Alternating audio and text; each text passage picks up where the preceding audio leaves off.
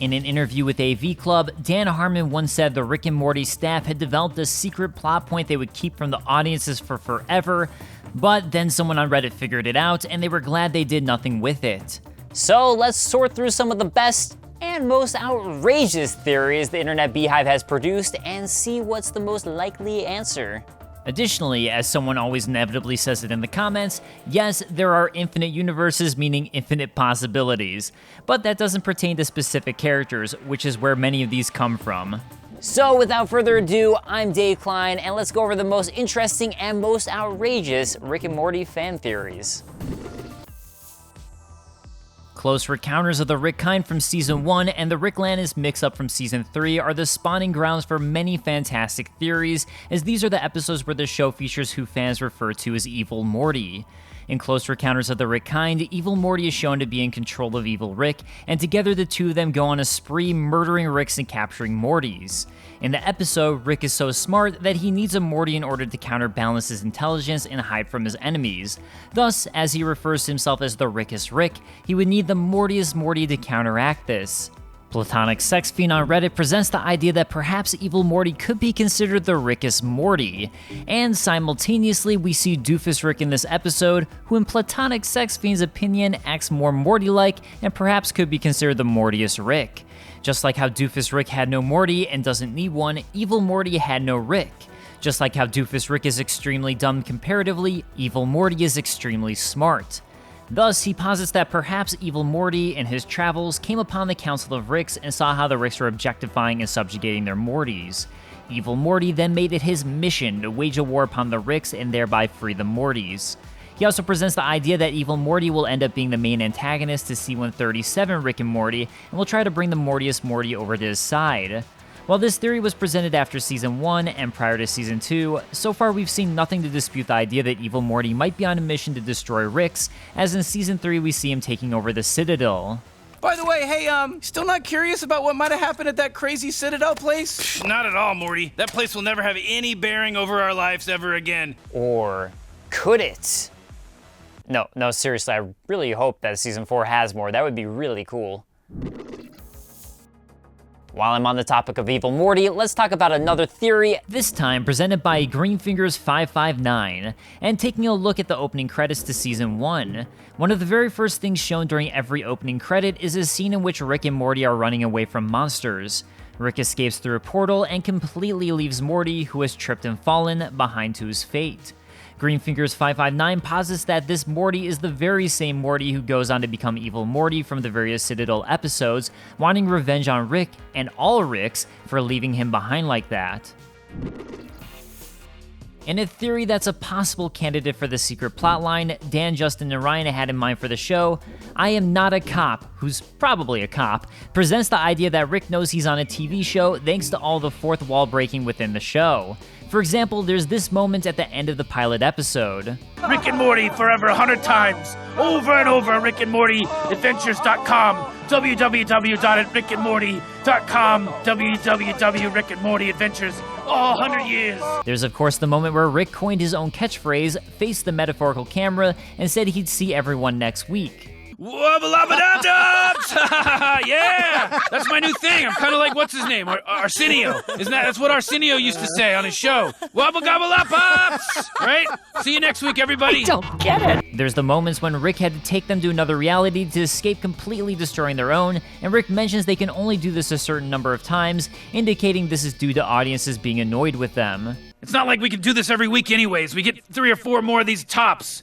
Now pick up your dead self and come on. You f***ed with squirrels, Morty. We got a good 5 minutes before they're backing up on our ass, Morty. We have to pack up and move to a new reality, Morty. You know, I said we can only do that a couple of times. While this seems like a prime candidate for the secret theory, Justin Roiland actually turned this down.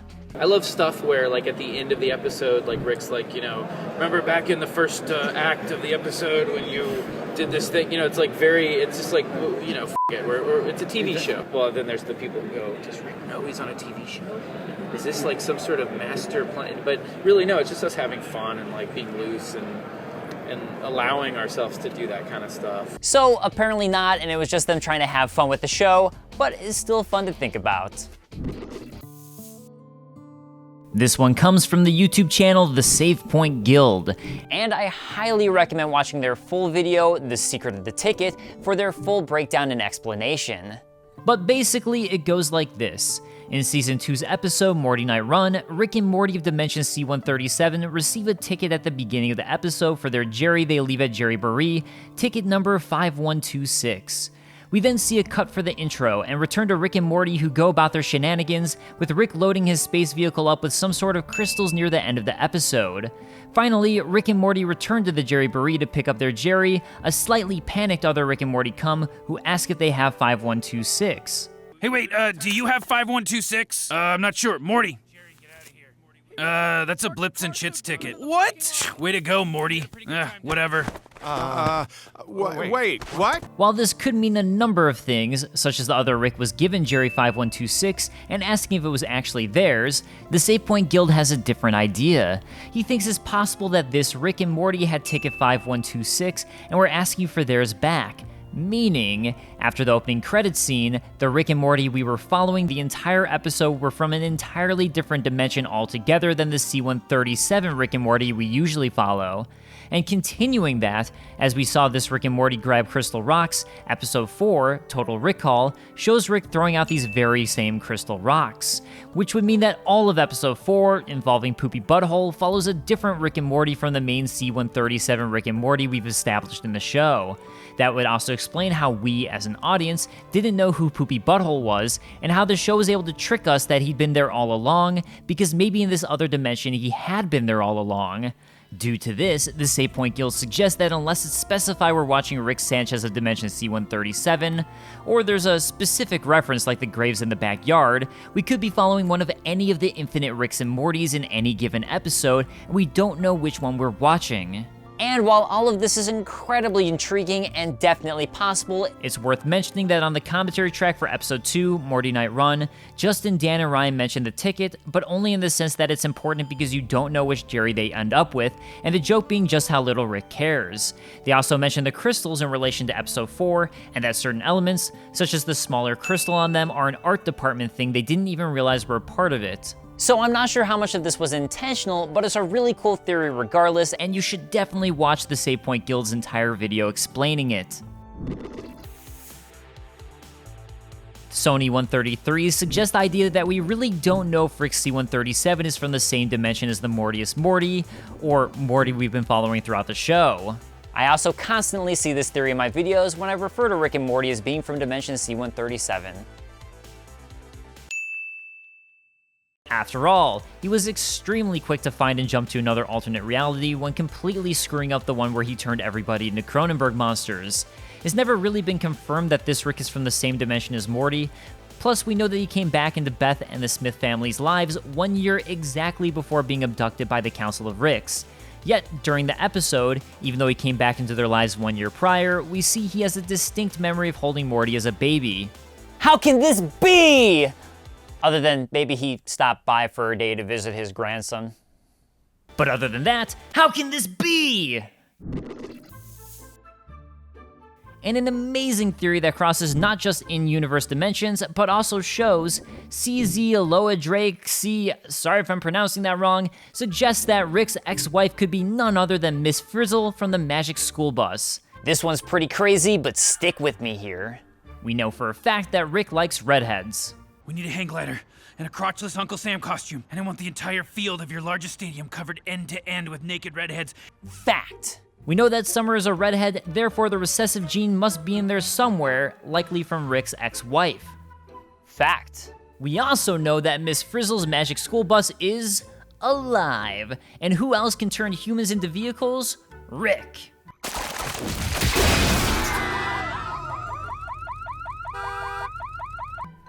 Fact. And if you want further evidence, Miss Frizzle has used the Magic School Bus to explore inside the human body, and Rick Sanchez did create Anatomy Park. So, is this one accurate? Probably not, but it's still awesome to think about. At the end of Season 2, we discover Tammy, one of Summer's classmates from school, is a sleeper agent who has been working for the Galactic Federation against Rick. Prior to this, Tammy had left with Bird Person after attending Rick's party at the end of Season 1. But as Treadlocity noticed on Tumblr, Tammy was also one of the very first people to run up and befriend Summer after the Meeseeks gives his speech about how amazing she is in Meeseeks and Destroy. So what if the Meeseeks gave away Rick's position, and hence why Tammy planted herself at this point? Furthermore, going back to the pilot, as Rick's a notorious criminal to the Galactic Federation, it definitely seems likely someone would have recognized him, and thereby placed Morty with him, especially after they tried to escape. So, Tammy was placed at Morty's school and found her way into Rick's life via Summer. While it's certain this plotline didn't exist when the pilot was created, it still seems like a sound possibility. In the Season 3 finale, Morty steals Rick's portal gun to help the family escape from Rick, and Rick comes at them with a gun in order to kill Jerry. Or was this the reason? According to JobinBlue1 on Reddit, Rick was actually heading to kill Morty and shifted his blame to Jerry after realizing Morty was acting normally. This theory goes back to what we talked about earlier with Evil Morty. This theory goes along with the idea that Evil Morty actually belongs to Rick C-137. That's why in Close Encounters of the Rick Kind, Evil Morty is able to tamper with Rick C-137's portal gun in order to frame him, because he knows Rick C-137 and was once his Morty. As Rick himself says at the end of Close Encounters of the Rick Kind, The Mortiest Morty. Just don't get too big for your loafers, Buster Brown. A cocky Morty can lead to some big problems. Can be a real bad thing for everybody. So perhaps Rick has seen this before in Evil Morty stealing his portal gun and is ready to put a stop to our current Mortiest Morty if he's about to turn evil, like Evil Morty. Season 3 ain't over yet, and according to Reddit user The Mistling One, we have evidence. For one, Dan Harmon teased Evil Morty on Film Theory for Season 3's finale. By the way, can we talk Evil Morty? Just wait until the end of the season, this Sunday at 11:30 p.m. on Adult Swim. For two, The post-credit scene involving Mr. Poopy Butthole has him talking about getting a great white beard. See ya for season 4 in like a really long time. I might even have a big white Santa Claus beard. Not only that, but apparently Adult Swim ordered 14 episodes for Season 3, but we only got 10. Therefore, because we didn't see Evil Morty in the finale episode of Season 3, or even Phoenix Person, Mr. Poopy Butthole was actually indicating there would be a special Christmas episode coming out because of his reference to having a big white Santa Claus beard. what's that? The theory is from a year ago, Christmas 2018 already passed, and Season 4 is coming out before Christmas 2019? Definitely a plausible theory. What is your favorite theory from Rick and Morty? Both of the ones I listed, and possibly one I might have missed. And more importantly, what are you most looking forward to in Season 4 of the show? Let us know in the comments below, and I'll see you guys next time. Peace.